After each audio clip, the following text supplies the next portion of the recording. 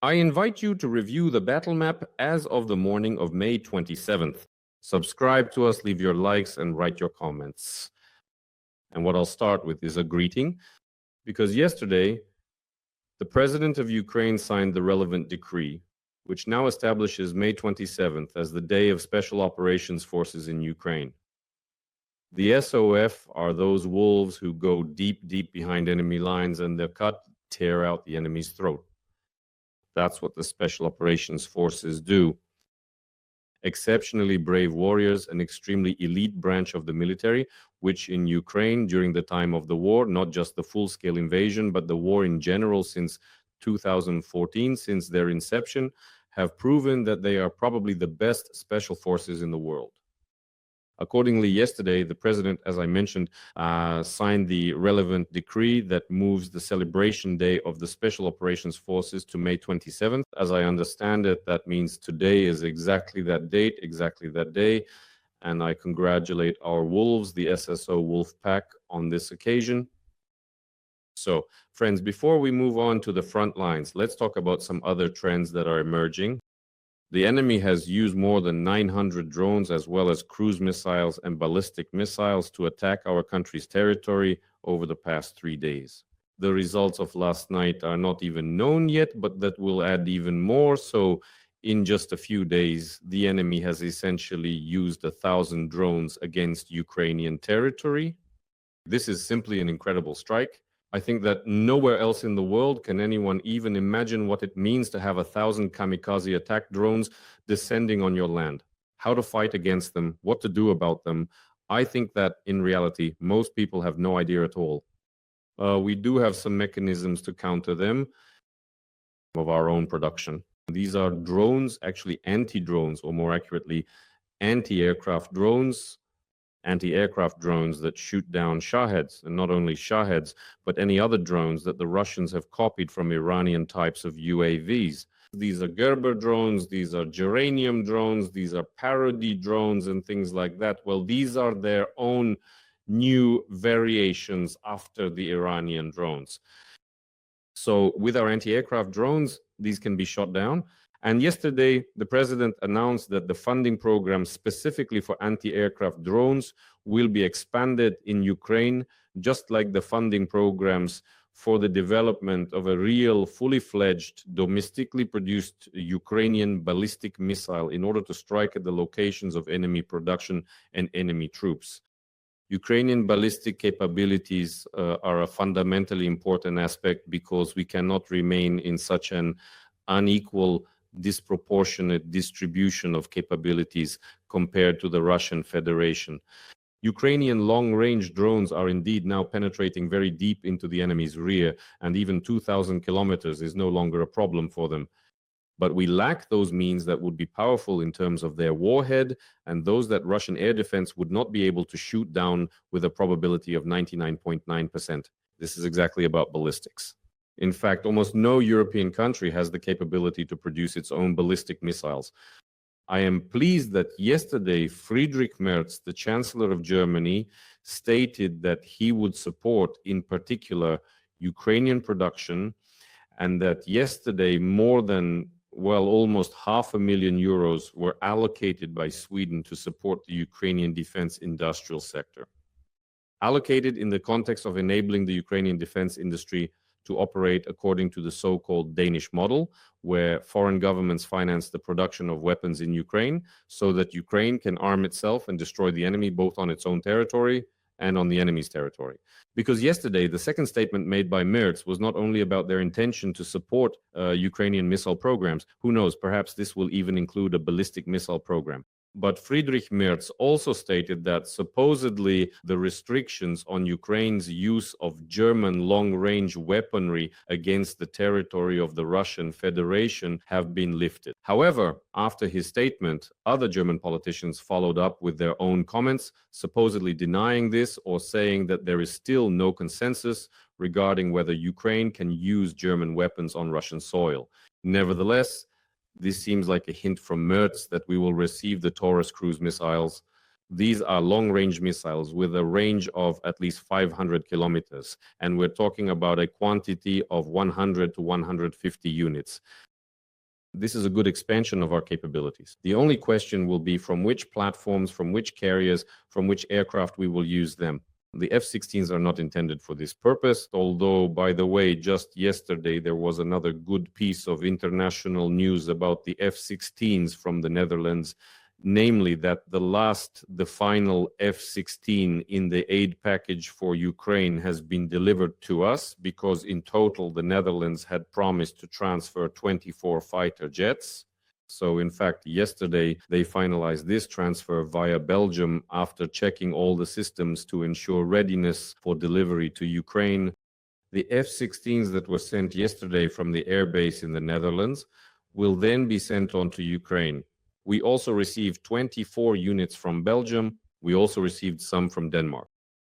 Accordingly, the Ukrainian fleet, well, more precisely, the air fleet, is truly expanding, and we are already seeing specific instances of its use. Here, take a look. In the Bryansk region at a border outpost, it was hit or not. Sorry, that's actually the Belgorod region, at the border outpost where Russian FSB officers were stationed. Because in Russia, the Federal Security Service is responsible for border control within Russian territory. And there are more and more such cases, such strikes, such operations carried out by our aviation. Most of these missions are carried out by Soviet-era MiG-29 aircraft, but having a greater number and expanded fleet of aircraft increases our capability so that, for example, MiG-29s that were previously used mainly for defense are now being used more actively in offensive operations. At the same time, F-16s are deployed to cover the airspace or to directly protect the MiGs themselves as they carry out bombing runs. In other words, there is a kind of interchangeability and mutual support. But we'll see how things turn out, especially with the German statements. They sound positive and seem pretty good. But what about implementation? Well, that's another matter. That's a question, let's say, for later to be dealt with after sorting out what's happening now. But getting back to the Shaheds, getting back to the enemy's missiles. So, as I already mentioned, the Russians have launched more than 1,000 drones over the past 4 days. And this is a huge threat to our rear areas. Why? Because right now, I see the main problem for Ukraine's future lies more in the rear than at the front line. I mentioned this in my thoughts the other day. I'll repeat it again now. So the main problem is this. What is the front line in Ukraine suffering from right now? From a shortage of personnel there. And where does the personnel come from? From mobilization or recruitment. Where are the mobilized or recruits supposed to come from? From the rear? And what if the rear starts to completely fall apart now as a result of enemy strikes?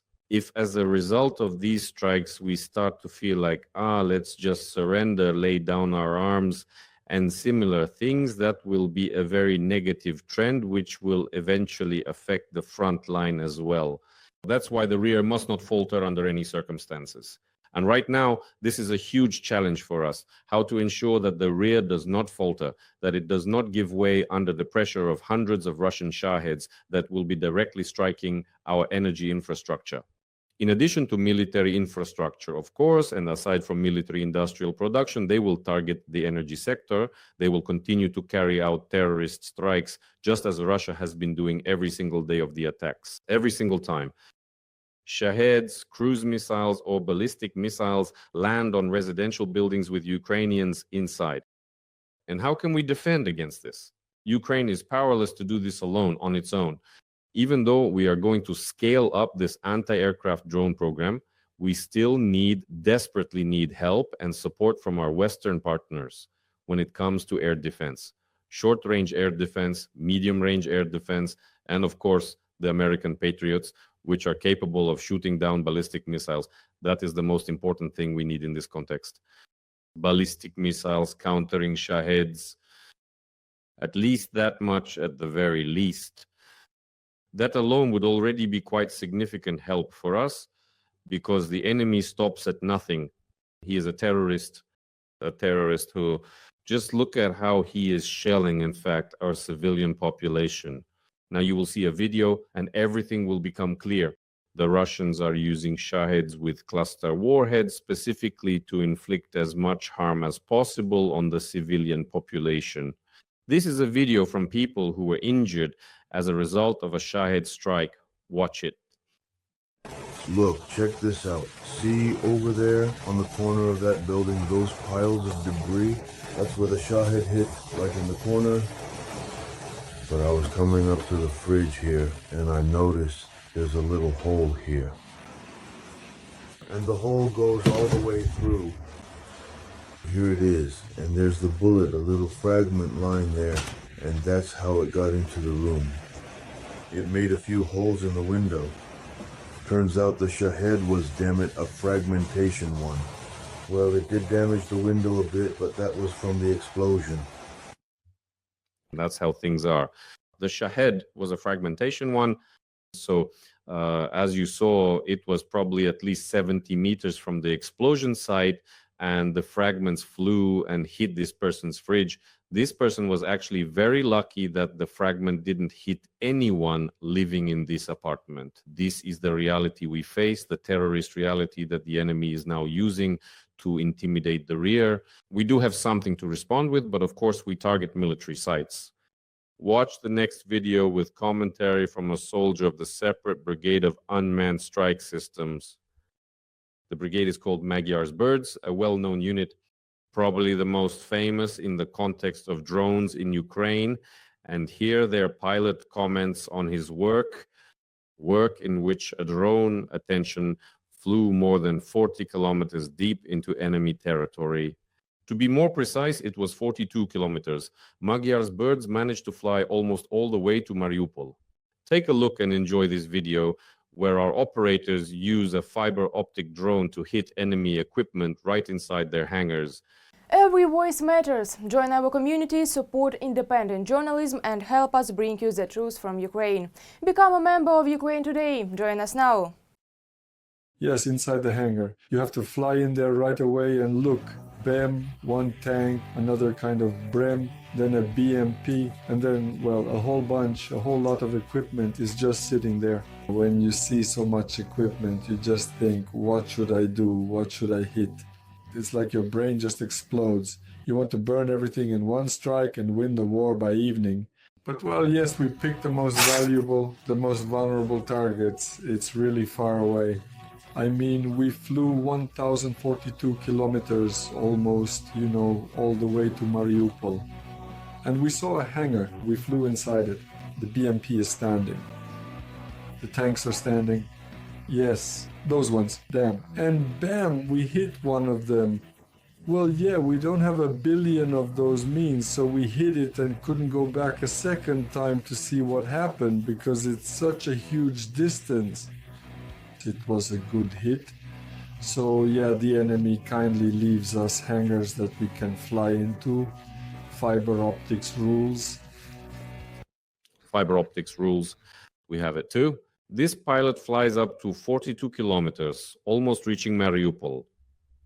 We can even check these words to back them up, to visually see where those 42 kilometers are if you fly from other frontline areas. Well, okay, 42 kilometers might be an exaggeration, yes, but you can basically reach Rozivka or the so-called Kamyanka from the hollow pole area. Our fighter is still somewhat cautious when it comes to Mariupol, but nevertheless, 42 kilometers for fiber optic cable, you understand, friends, that's actually a fantastic skill. For a drone operator who managed to stretch those 40 kilometers, stretched it along the line of contact, and the fiber optic cable didn't break, didn't get caught anywhere, didn't get damaged anywhere, and he delivered this strike on enemy equipment. It's truly just incredible skill, fantastic ability of the Ukrainian drone operator. Today, if we talk directly about the map, I would like to focus mainly on the north because I see this panic spreading, this uproar, fear, noise, and commotion about the idea that supposedly soon the Russians will launch an offensive either on Kharkiv or on Sumy. Everyone is contradicting themselves. Everyone, as they say, is confused about the facts. Let's sort out these issues today, and I hope that we can put this matter to rest for a while.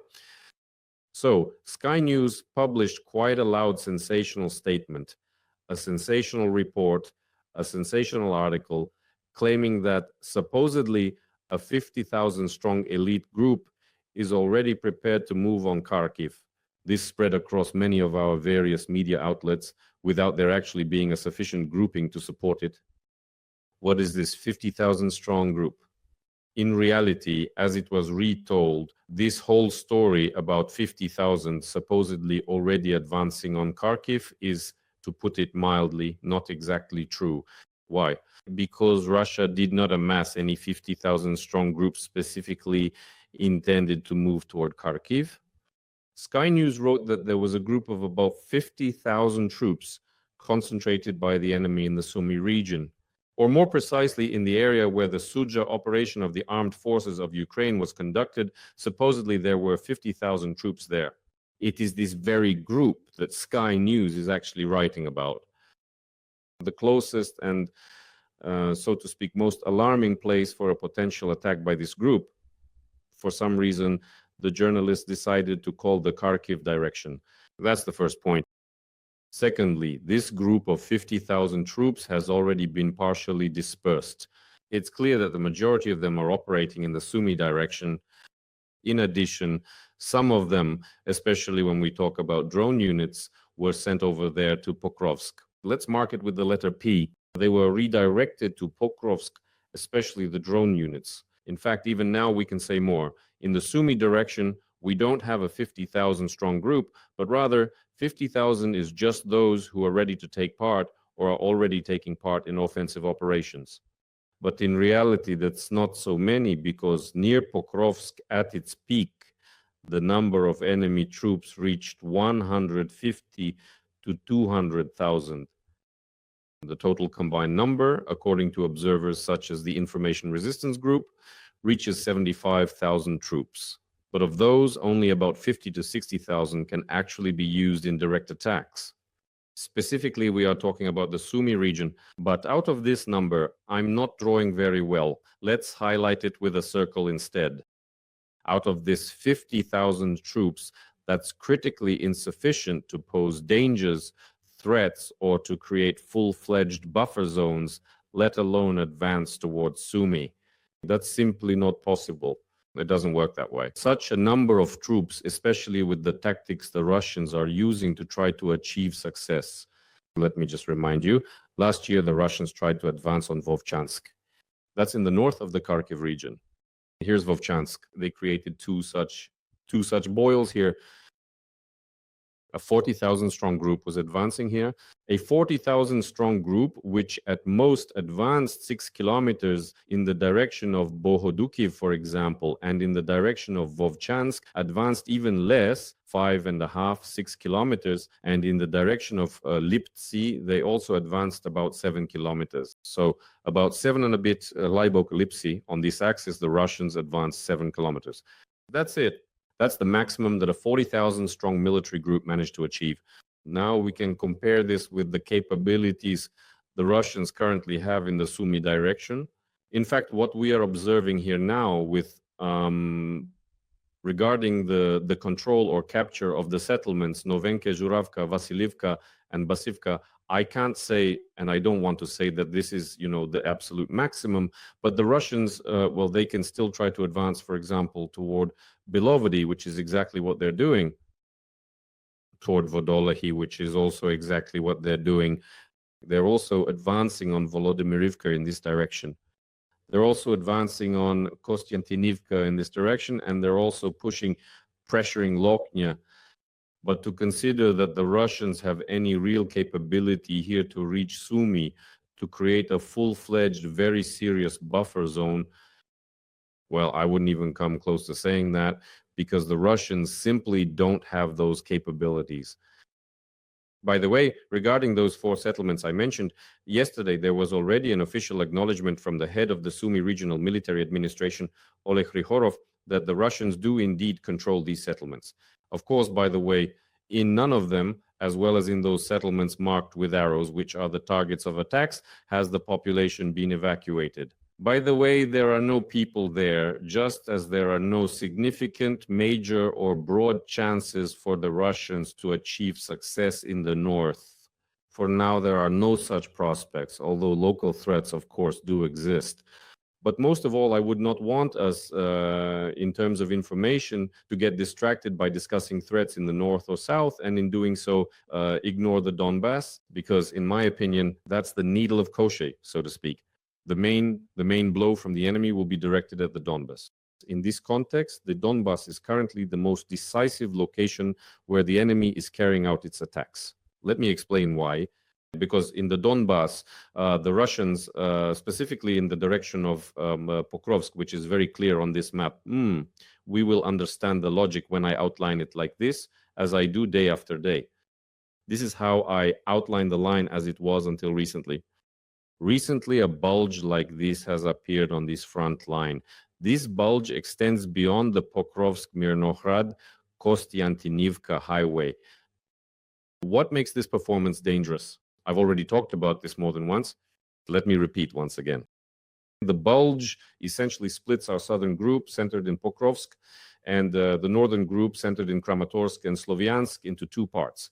Previously, these two parts were connected by a highway, a road that ran from Pokrovsk through Mirnohrad and went to Kostiantynivka. Here is this road. Let's highlight it in a different color. This road right here, here it is, here it is, here it is. This road, the so-called lateral highway, runs parallel to the front line along the line of contact. And it maintained the cohesion of the front. Now the Russians have disrupted this cohesion. Moreover, well, you don't have to be a hyper-mega strategist to see this.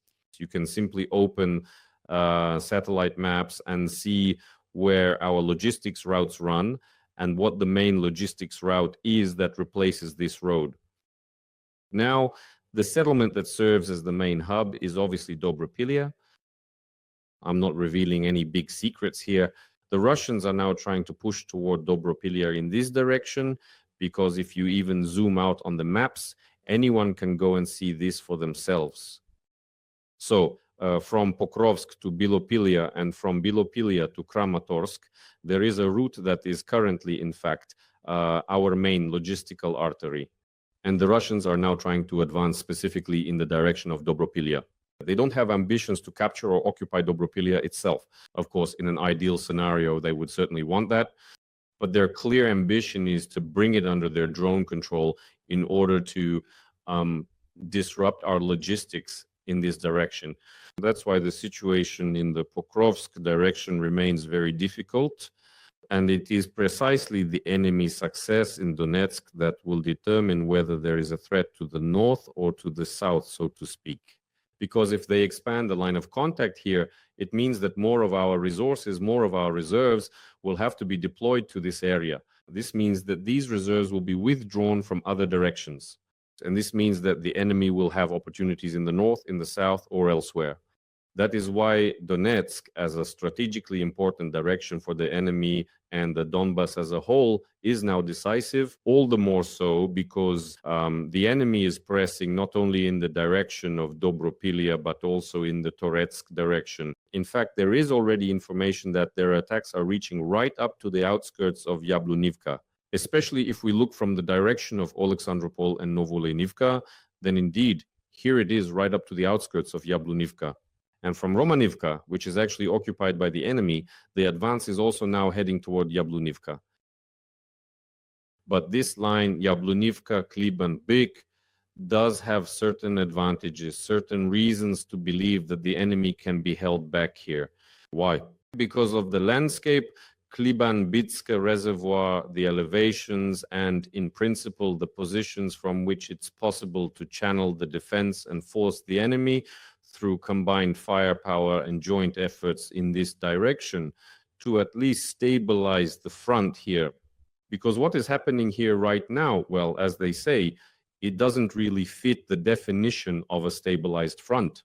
So that's more or less the situation we have. That's why I urge everyone to focus primarily on the Donbass and not to spread panic-inducing information attacks about Kharkiv, Sumy, Zaporizhia, or Kherson. Pay attention to the Donbass. That's my subjective impression, which I'm sharing with you, friends, in this review of the combat situation. Thank you for your attention. Take care of yourselves. All the best, and until we meet again.